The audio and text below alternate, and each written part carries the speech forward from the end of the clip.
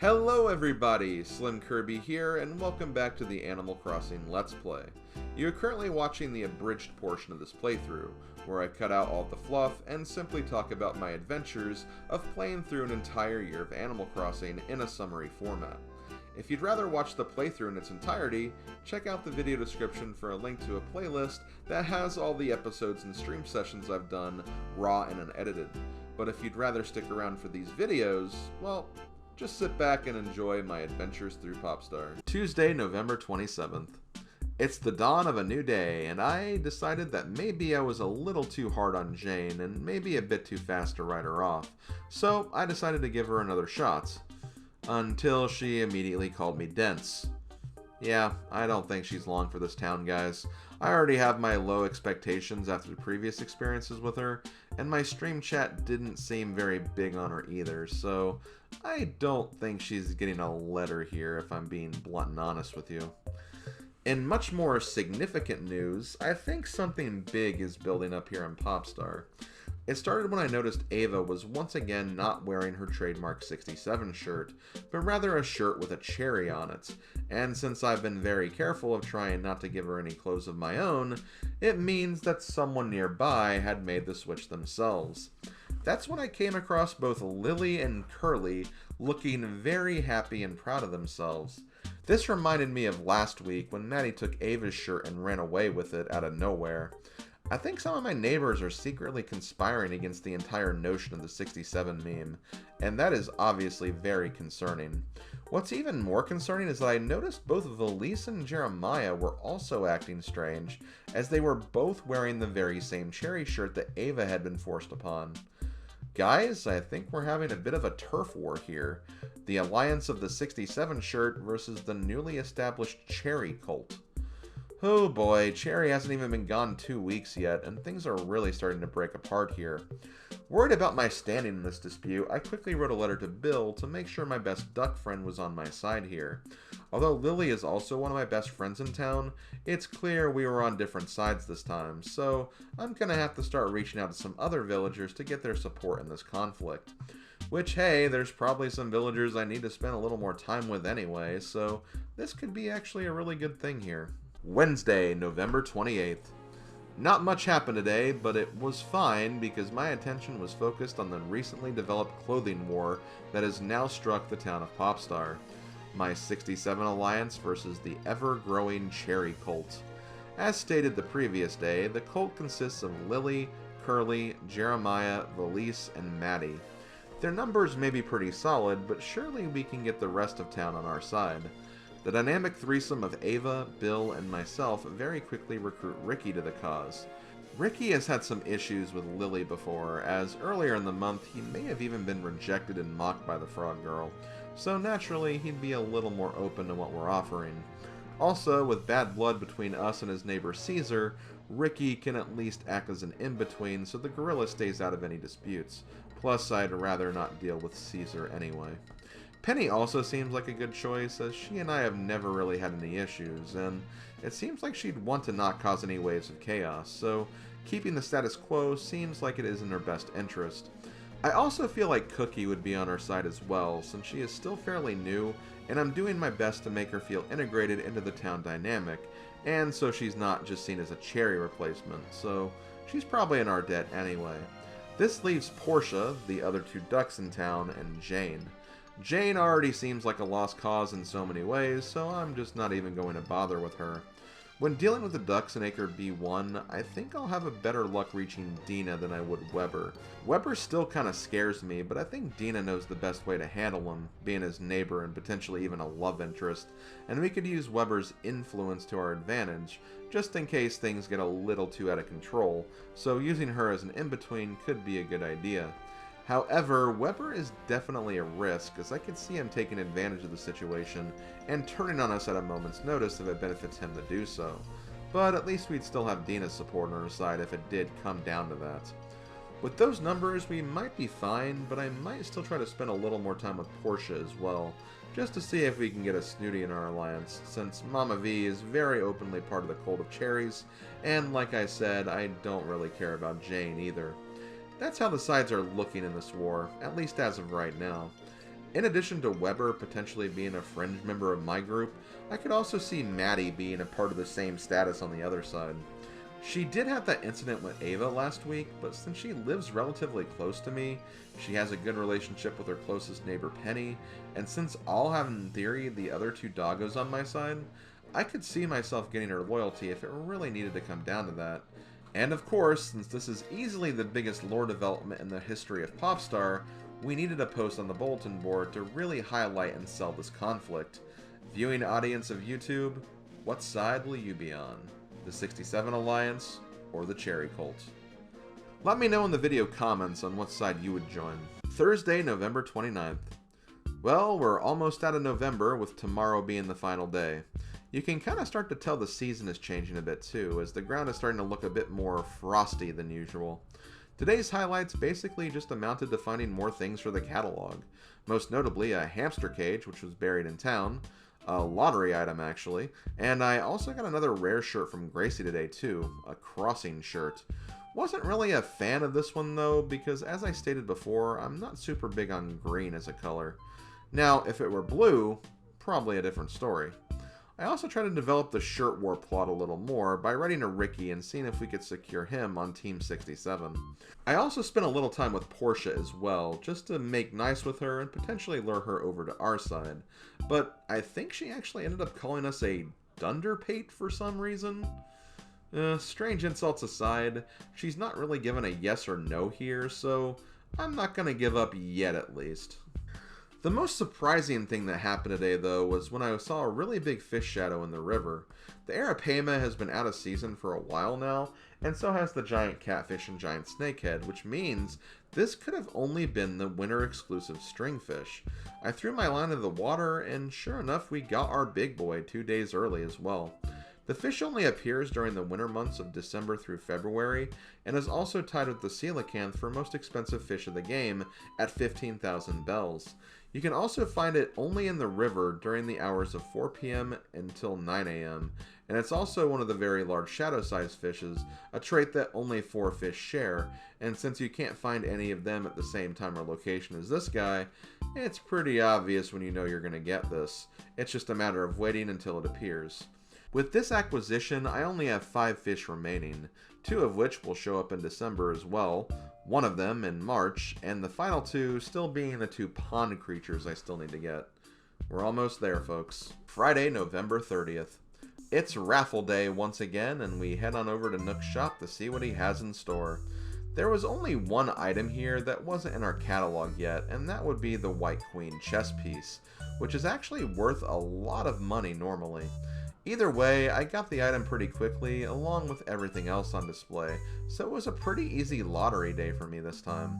Also, because it was sitting in my house for about a week, I finally decided to play Clue Clue Land, the NES game I got from Red during sale day. Clue Clue Land is a game? I will say, I really wish it controlled more like Pac-Man. The goal was to uncover all the panels that are in between the poles in each level, while also avoiding enemies in the giant flashing death square. And in order to switch direction, you need to grab one of the poles and rotate yourself around so you're in the direction you want to move. It's just really awkward and makes it kind of a chore to play as a result. This was another game that was also in the NES Remix game, so I remember talking about it before, and I feel like I had the same critiques there as well. The rest of the final day of November wasn't too exciting. I did give the 67 shirt back to Ava again after the incident earlier this week, so she will once again be repping the 67 Alliance proudly. Although I did see Mama V acting a little suspicious around town today, probably spreading more of her cherry cult propaganda. I swear, she may be a mother, but I think she's a little sneaky too. However, it's a respectable amount of sneakiness, so I'm not gonna hold that against her or make her my next move-out target. Honestly, I like having Mama V around. She may even be my favorite snooty at the moment. And with that, November comes to a close and we can start heading into December and the first winter season of Animal Crossing. It won't be long until we have snow sticking to the ground and tidings of Christmas cheer will envelop the entirety of Popstar. November ended up being quite a bit more loaded than I expected, and not just because of the holidays, as we had some pretty surprising move-outs as well. At least we had some great success with the fishing tourneys, Harvest Day, and Sale Day. December is probably going to be about the same, albeit maybe a little less action on the holiday front. Since we have 2 complete furniture sets now though, I am going to be pushing for the HRA rewards this month, since they should be pretty easy to obtain now. But yeah, that's pretty much all I got planned, so let's finish off the year 2007 with a bang. Saturday, December 1st. We are immediately starting December off with a holiday because it's Snow Day. And no, I'm not talking about the abysmal live-action Nickelodeon movie.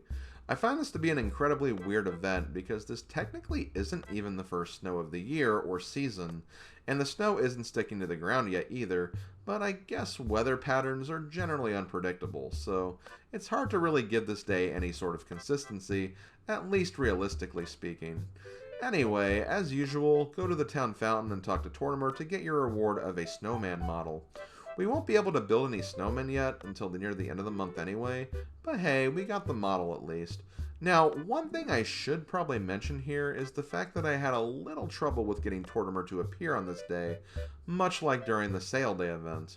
My guess is that when I first logged into this day, I did it too late since it was Saturday, and I defaulted to making it around 8 PM on this day, since that's when KK Slider normally arrives. I'm not sure of the exact time frame you have to come on, but usually if you come in the late morning like 10 AM or 11 AM, you should be fine. This kind of bugged me though, because I remember back in middle school and high school when I used to play this game a lot, on school days I was pretty much gone from 7 AM until close to 6 PM that evening, which means that if a holiday or event like this occurred on a school day, I would pretty much be unable to get the item as a result, which I do think is kind of stupid. Thankfully though, as I discovered during my stream, you can log onto your town at a certain time and then leave, turn back time to earlier in the day, and still get the item with no time travel penalty.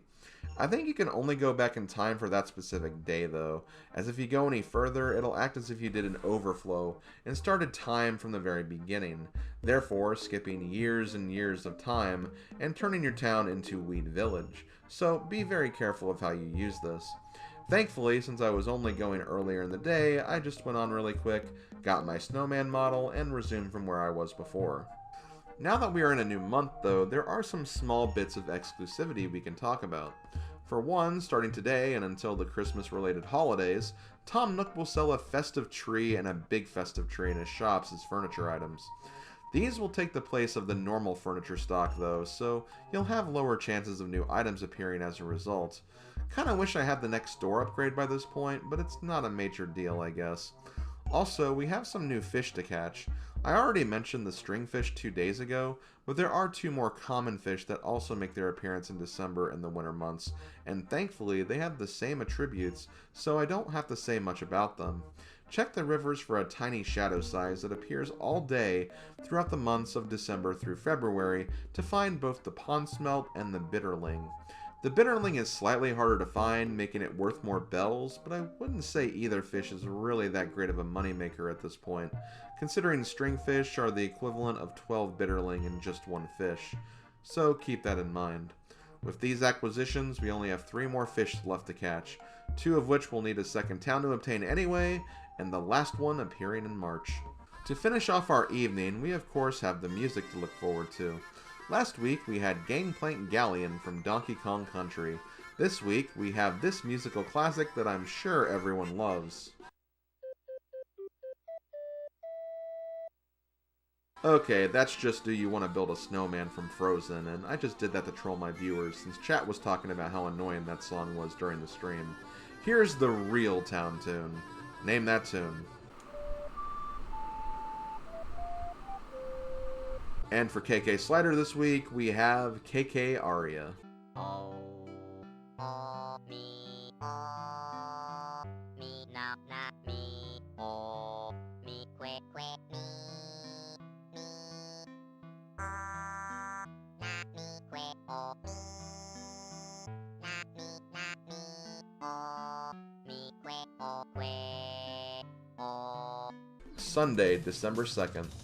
I had a choice today between Joan and Katrina because there was no way I was going to do both.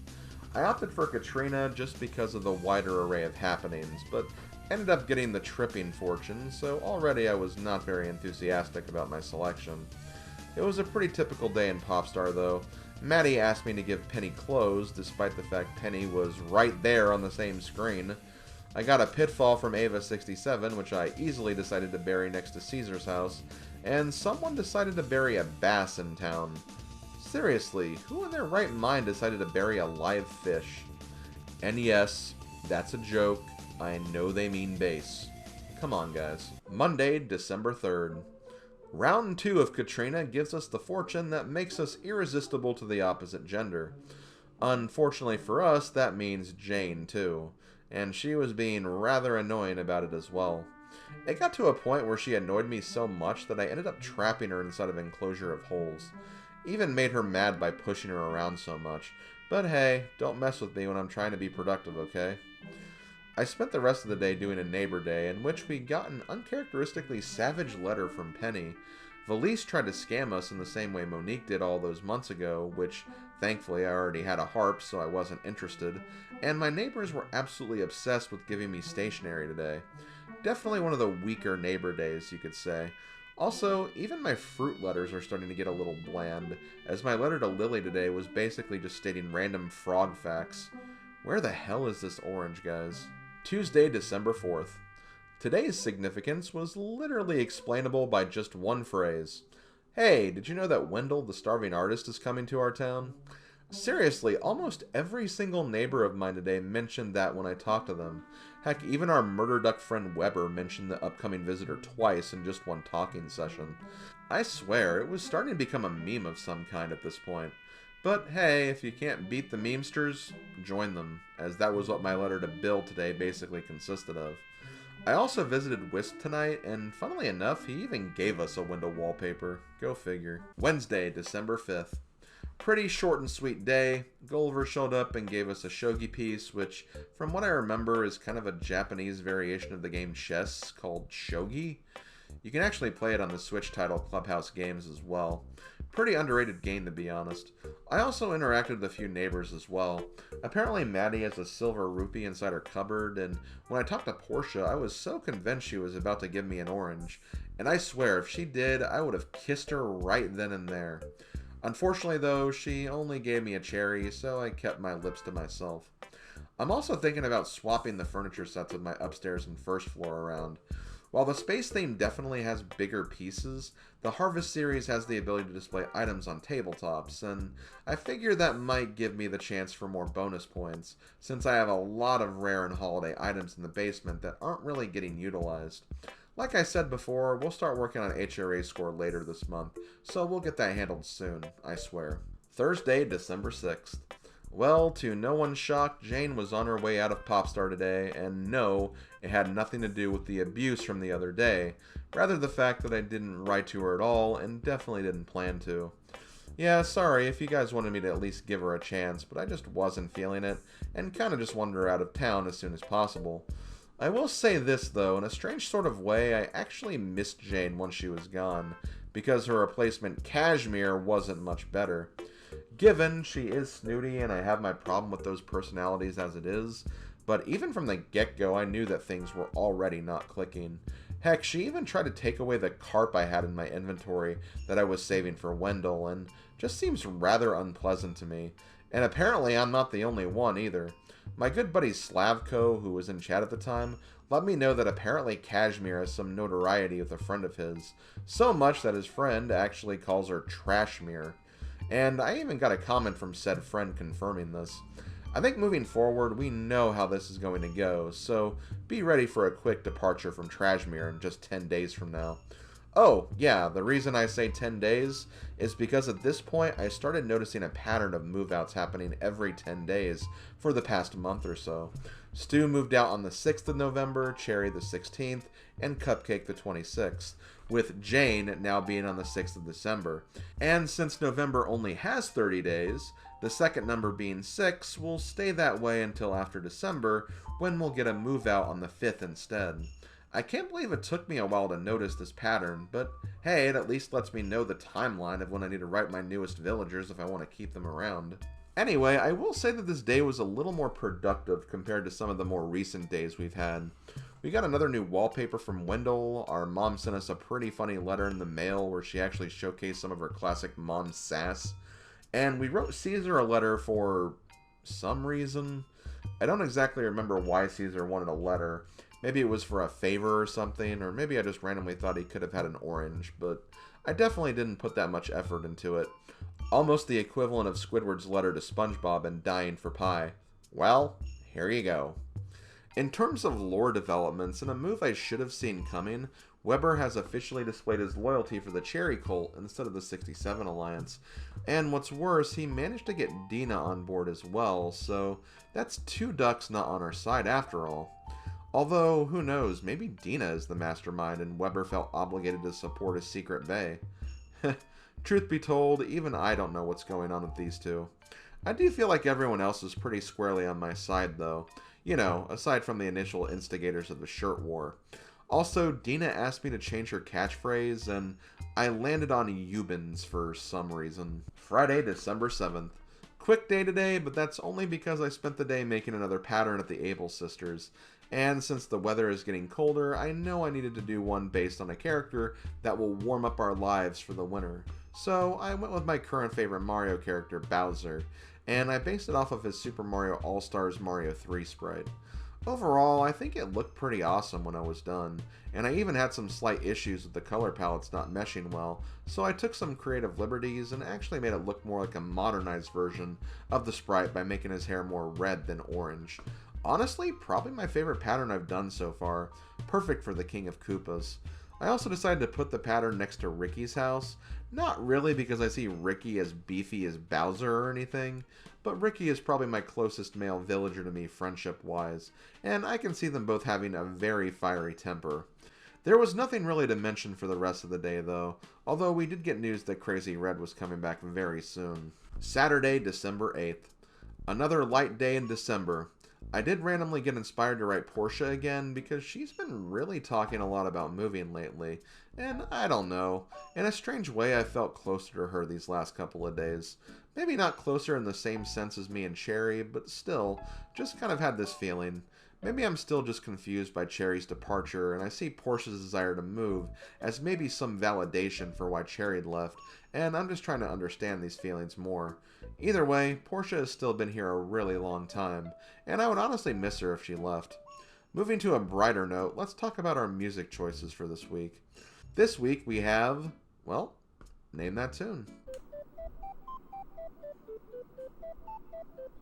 And for KK Slider, much like how time continues to march on by, we listen to KK March.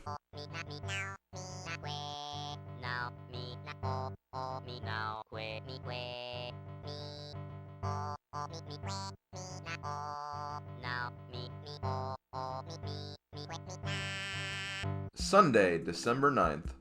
Although there is still no snow on the ground just yet, we do get a warning that winter storms should be approaching soon, so we'll need to start bracing ourselves for the impending cold. However, the only thing I'm bracing myself for today is a visit from Crazy Red. Although he has nothing major that I'm looking for, he did put up the Cabana bed today, which was a part of the Cabana series I hadn't obtained yet, and exclusively an item that only he or Wisp can give you. Remember when I was collecting that series? See how long it would have taken to get rewarded there if I stuck with it? And I'm still not technically done with it either. Today's biggest event, though, was a little incident I had with Cookie. I was once again subjecting myself to the torturous ball quest for some reason, and although I was trying to push the ball up the more manageable hill, Cookie had the bright idea to go absolutely ball crazy, and started messing with me as a result. Whenever I would attempt to push the ball up the first hill, she would immediately knock it back down, forcing me to go after the ball and try again, and again, and again, until she stayed out of the way. She never really did, by the way, and I ended up actually pushing her to the side, away from the hill, just so I could move on with my day. This got Cookie very upset with me, but trust me, I was way angrier here than she was with me.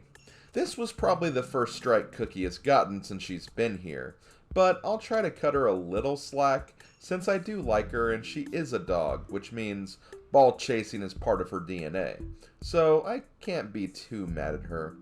But yeah, that's about it for today. Monday, December 10th. Wow, the bulletin board wasn't kidding. Winter storms really were on the way. So snow is officially on the ground now, and it will remain that way until near the end of February. So get used to seeing a white and snowy Popstar for a while. If you're used to other Animal Crossing games, you're probably also wondering if you can make snowmen in this game. And sure enough, you can, but we won't get to that ability until after the holiday season. So really the snow is just purely a cosmetic change for the time being.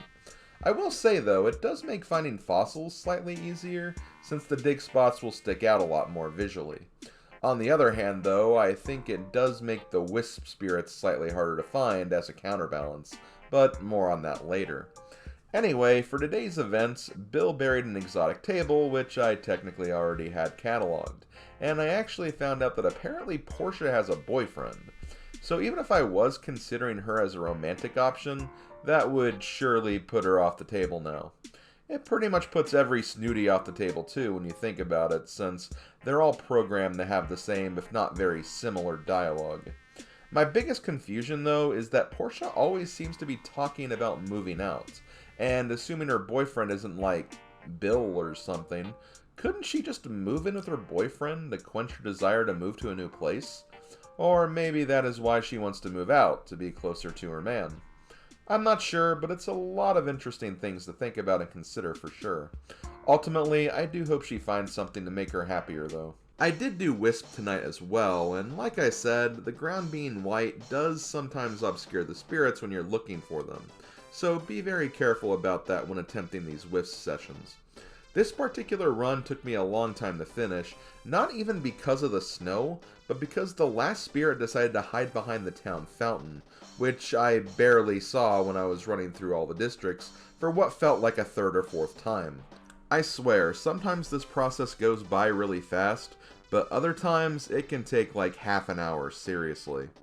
At one point tonight, I actually sang the entire Simpsons Planet of the Apes musical number. Oh my god, I was wrong. It was Earth all along. I guess you finally made a monkey. Yes, we finally made a monkey. You finally made a monkey out of me. I love you, Dr. Sayus. Anyway, my reward for completing this session of Wisp was a gaudy sweater. Yep, another clothing item. Go figure. Tuesday, December 11th. This snowy day in December is a day for the dogs, or, well, two of the dogs, and not Maddie, as both Portia and Cookie have a doggo party at Cookie's house, and don't invite Maddie for some reason. Now, this kind of behavior wouldn't surprise me from Portia, seeing how she is snooty and everything, but come on, Cookie, I'm a little surprised at you here. Anyway, I wrote Maddie to let her know that I'm in her corner, and that we can just have an even cooler party at her place. Besides, maybe this will help convert her away from the cherry cult too. As for other happenings, we learned that Mr. Lame Sale is having another one in a few days, and that Caesar makes salty bagels? First milkshakes that are too soft and bagels that are too salty? What kind of restaurateur is this guy? That will do it for another Animal Crossing episode. Thank you guys for watching, and I'll see you for the next one. Reminder that you can find links in the video description for the unedited recording sessions of this playthrough, as well as individual links to the streams in particular that featured the days covered in this episode summary. Until we meet again, this has been SlimKirby, and I'll see you guys next time. Later, folks.